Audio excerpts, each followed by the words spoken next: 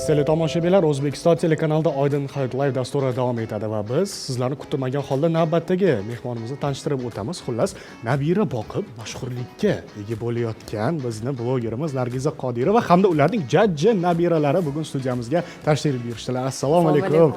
Nargiza, yaxshimisiz? Xush kelibsizlar. Endi bolajonlar o'zining ismini o'zlari tanishtirsa bo'ladimi? Sevaraxon, ularga mikrofon beringchi. Assalomu alaykum. Meni ismim Halima. Halimaxon. Assalomu alaykum. Meni ismim Mubina. Mubina. Meni ismim Muslima. Muslima. Men Muhammad. Muhammad. Qo'yil. Bugun jajji bolajonlar kayfiyatimizni ko'taradigan kun ekan. Ha, haqiqat. Va Nargiza opani Instagramda ko'rsatmaydiganlar muxlislar uchun alohida ularni tanishtirib o'tamiz. Nargiza opa nabiralari bilan birga avtomobilga sayohatga chiqadilar. Dunyo bo'ylab va aynan ushbu narsalar bilan, ushbu videolar bilan o'zlarining Instagram sahifalarida bo'lishib borib, Instagramda ham 172 mingta obunachiga egalar. Hozir esa suhbatimizni va savollarimizni boshlamasdan oldin Instagram sahifangizdagi videolarni boshlasak, ko'rsak degan edik. Nargiza opa. O'zimizni mashinada Turkiyagacha boramiz. Agar obunachilarimiz 100 dan oshsa, navaralarimni Dubayga olib boraman degan va'dam bor edi. Lekin afsus, biz Dubayga emas, boshqa joyga safarimizni boshlaymiz bugun. Bugun birinchi kuni, bizlarni podpishka qiling va kuzatib boring. O'zimizni mashinada Turkiyagacha boramiz. Navarachi o'g'illari bilan xatni boshladi.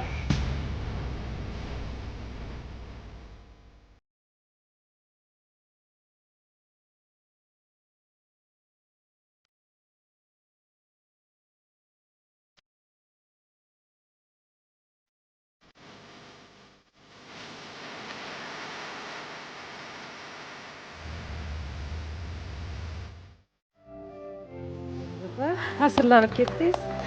Yo'q, shu videoni ko'ra olmayman. Nega? O'zim qo'ydim, bir kunda bizlar jahl ustidanmi bilmayman, qiziqqonlik qildimmi.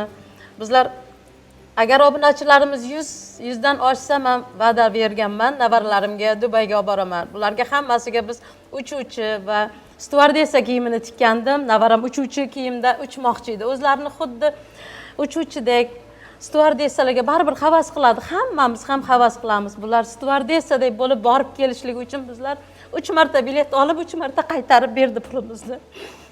4 ta bola bilan mumkin emas dedi. Hech qaysini ko'zim qiymadi tashlab ketgani. Jahl ustida shundoq o'g'limga aytdim, mashinamni bezab kelib bor dedim. Men mashinamda bo'lsa ham chiqaman. Mayli, Dubayga bo'lmasa, Turkiyaga bo'lsa ham safarga olib chiqaman. Chunki Navruzda kanikulda men bularga va'da bergandim. Endi va'da berganman, va'damizdan chiqishni yaxshi ko'raman.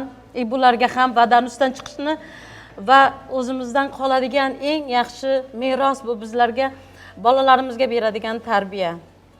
Bizdan boylik qolmasin. Mayli, mana shu meni berayotgan tarbiyam bularni avlodigacha yetib, bular ham mana shunday farzandlarni tarbiya qilishini xohlab, yaxshi narsalarni o'rgatib kelishga harakat qilyapman va asta-asta mana shu videolarimizni qo'yib borish davomida bizlarga juda ham ko'p ayollar, men qator ayollar murojaat qiladi-da. Bizlar ham navaralar bilan yurib o'rganyapmiz. Sizdan ko'p narsa o'rganyapmiz. Vaqt ajratmas ekanmiz.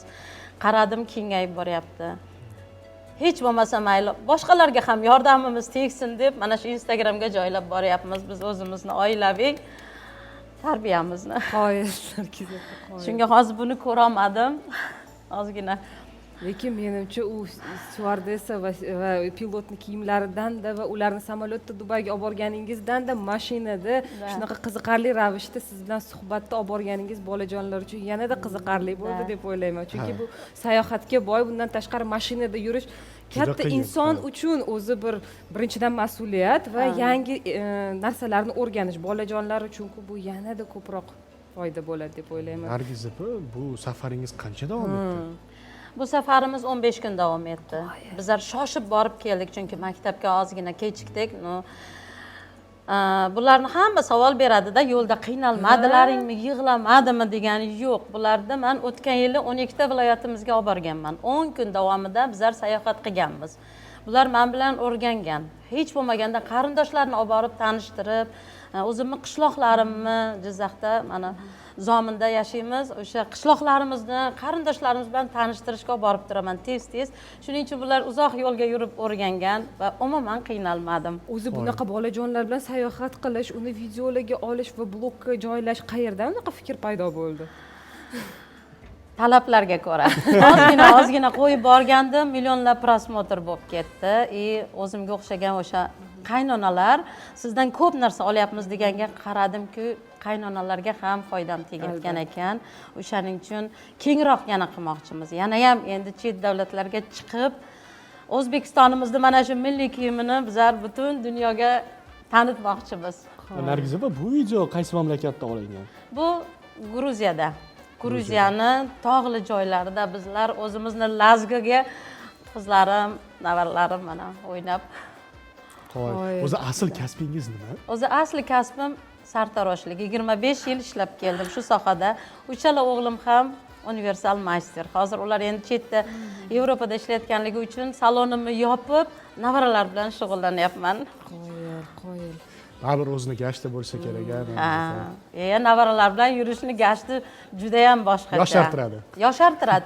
Shularga qo'shilib men bularni tilini topib, nima xohlaydi, nima kiygisi keladi, nima yegisi keladi, men o'shalar bilan birga yoshlarcha anaqangiz o'sha muammolarni unutar ekansizda, shu bolalar bilan xuddi yosharar ekansizda baribir ham. O'zi endi yosharasiz, lekin bundan tashqari bolajonlarning o'ziga yarasha injiqliklari bor baribir. Har bitta bolajonning o'ziga xos injiqligi bor va ularning har birini tilini topishda nimalarga e'tibor berasiz? Hammasini xarakteri har xil. Men bularni xarakteriga qarab muomala qilaman. Mana shu eng kichkinamiz, endi bundan ham kichkinalari bor ular uyda. Kichkinamiz Muhammad Ali hozir bizlar bilan yurayotgan bo'lsa, bu meni ko'zimga qarashimdan o'zi biladi. Men buni bilaman, nima xohlayapti yo'lda. Narsa yegisi keldimi yo hojatga chiqqisi keldimi, darrov men sezaman. Bu jon deydi bo'ldi. Bizlar bir-birimizga ko'zimiz bilan qarash bilan o'zi tushunamiz. Endi yana bir savol, endi men yosh onaman, mening ham Muhammad Aliga o'xshagan kichkina qizim bor. Endi yo'l bo'yi bolalar nima qilib ketishdi? Raqslarga tushib ketadi. Ayniqsa Muhammad Ali hamma qo'shiqni yodlab olgan. Bizlarni zeriktirmaydi. Kechasi bo'lsa multfilm qo'yib qo'yamiz Masha Medvedni ekranimizga. Bular ko'rib, o'sha orqani joy qilib berganman, divan qilib, uxlab, mashinada ham uxladik necha kun. Yo'llar uzoq cho'llardan o'tdik. Eng qizig'i cho'lda bizlar 6 soat yo'l yurdik. Bitta ham magazin yo zapravka chiqmadi Rossiya cho'llarida. Suvimiz ham tugagan, ovqatimiz ham tugagan. Oxirgi suvni ichib bo'ldi, men bu opalariga qarab sabr qilinglar deb qo'yadi. Sabrni biladi. O'sha bular sabrni ham biladi. Hamma narsani bir anaqada olib ketyapman, sabrni, shukr qilishni, hammasini o'rgatib kelyapman. Sabr qilinglar, zapravka chiqsin. Bu jonim hamma narsa olib beradi deb qo'yadi. Boshqa bola bo'lganda yig'lab, yo'q, ular sabrni ham hamma narsani biladi. Nargiz opa, endi baribir bilamiz, misol uchun jajji yoshdan safarga, shu chet el safarlarga chiqqan bolajonlar o'zlariga yangi bir narsalar o'rganadi. Shu fursatdan foydalanib nabiralaringizga yuzlanmoqchiman. Nimalarni o'rgandingiz shu chet el safariga borib? Nimalarni ko'rdingiz? Qanday taassurotlar bo'ldi? Ayniqsa Turkiyaga borganimizda menga Istanbul shahri juda ham yoqdi. Istanbul shahrida juda ko'p narsalar o'rgandim. Kemalarga chiqdim, binolariga bordim. Binolarni hammasini o'rgandim. Bular ham o'rganib oldi. Tarixiy binolarni biz ko'proq ko'rsatamiz bularga. O'sha ularni milliy ko'p narsa, faqat milliy narsaga qarataman. Mana bu Turkiyaning milliy kiyimlari, masjidlari, hamma narsani olib borib ularga ko'rsatib. Ayniqsa bizlar Turkiyada bayrog'imizni ko'tarib, mashinada shu endi ham xo'rligim keldi, ham shunaqa baland ko'tarib Turkiyada mashinada sayr Menimcha shu Muhammad Ali ham nimadir demoqchi bizga. Gapirasanmi, jonim, nima gapirasan? Bo'ldi, gapirib bo'ldi. Yigitcha kam so'z, kam gap bo'ladi. Dubayga boradi. Bu hali ham Dubayga borish, o'sha uchuvchi kiyimini kiyish hali ham bunga olib boraman, xudo xolasa. Juda ham yaxshi. Mana biz bilamiz, Turkiyaning tarixiy muzeylari bor. U yerga ham olib kirdingizmi? Ha, muzeylarga ham olib kirdik. bularga ko'proq mana shu Usmon kinosi yoqadi, o'sha kiyimlari yoqdi bularga. Mana shu narsalarga qiziqman, sizlarga Usmonni ko'rsataman deb olib borganman. O'sha aktyorni so'raydida bular. Qani topib bersam. Rosa yaxshi ko'radi. Hamma seriyasini ko'rib keladi. Qo'yil. Mana endi biz bildik. Sayohatga ko'p olib chiqar ekansiz, mana shu shirinliklar, baribir nabiralaringizni yaxshi ko'rasiz. Lekin bundan tashqari shu kichkina bo'lishiga qaramasdan siz pishir kuydir, ana shu tikuvchilik mahoratlarini ham o'rgatayotgan ekansiz. Shunday. Mana shu ikkita katta navaram bemalol tikadi. Men ko'ylak tikishni boshlayman, to'g'ri chok bilan overlogini mana shu ikkalasi qilib beradi. Dazmol hammasini. To'g'ri chokdan boshlaganman. Har xil yumshoq o'yinchoqlar tikishni o'rgatdim boshida. Endi hozir mana shu katta o'zimizga tikadigan ko'ylaklarni hammasini o'zlari tikib, dazmollab menga yordam beradi. Necha yoshsiz? Mani yoshim 8da.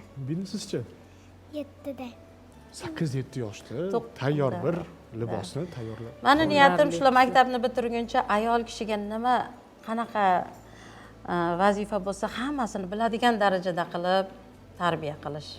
Pishir kuydir, oilaviy mana shu ro'zg'or yumushlari va kasb hunar, o'zim sartarosh bo'lganligim uchun hali bularga sartaroshlik kasbini ham hamma narsani, masalan, buvisi bilmayman degan narsani yomon ko'radi. Bularga ham shu narsani o'rgataman. Bilmayman degan gapni eshitmay deb qo'yaman-da bolalarimga ham. Bularga ham shu narsani xudo xolasa singdiramiz. Ovqatlardan qaysi birini zo'r qilib, mazza qilib tayyorlashadi. Menimcha g'ilmindini bo'lsa kerak. Qachon doimo Instagram sahifangizda g'ilminni pishirishingizni ko'rsatib borasiz. Biz o'z asl zominlik bo'lganligimiz uchun qozon patir, g'ilmindi, mana shu ovqatlar esdan chiqib ketmasligi uchun bularga o'rgatib kelaman. Qo'yil. Ochig'ini aytganda sizni mana shu fikrlashingiz juda yoqdi menga. Voy rahmat. Ochig'ini aytsam, Qanday bo'lsa borligimcha mani. Juda zo'r. Nabiralar bilan bunday vaqt o'tkazish boshqa. Nabiralar bilan vaqt o'tkazish boshqa, lekin ularni mana shu foydali vaqt o'tkazish ham albatta u boshqa. Sayohatlarga olib chiqish, tarbiya berish, mana shunday hunarlar o'rgatish bu albatta hammaga ham nasib qilavermaydi. Albatta. Men nimaga bularga ko'p qarataman? Telefon umuman bermayman. O'zi beradigan vaqti bo'ladi. Qachon katta bo'lsa, qattaligini bilish uchun, telefondan to'g'ri foydalanish uchun berishim mumkin.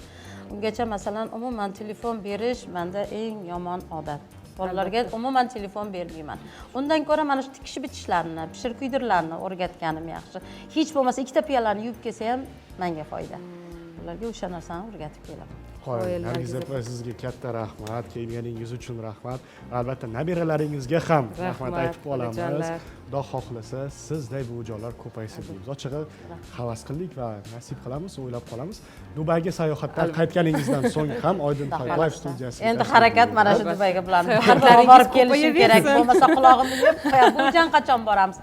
Qachon biz uchuvchi kiyimni kiyamiz deydi. Xudo xohlasa unga ham nasib qiladi. Albatta. Rahmat Nargiz opa. Rahmat bolajonlar. Kattakon rahmat.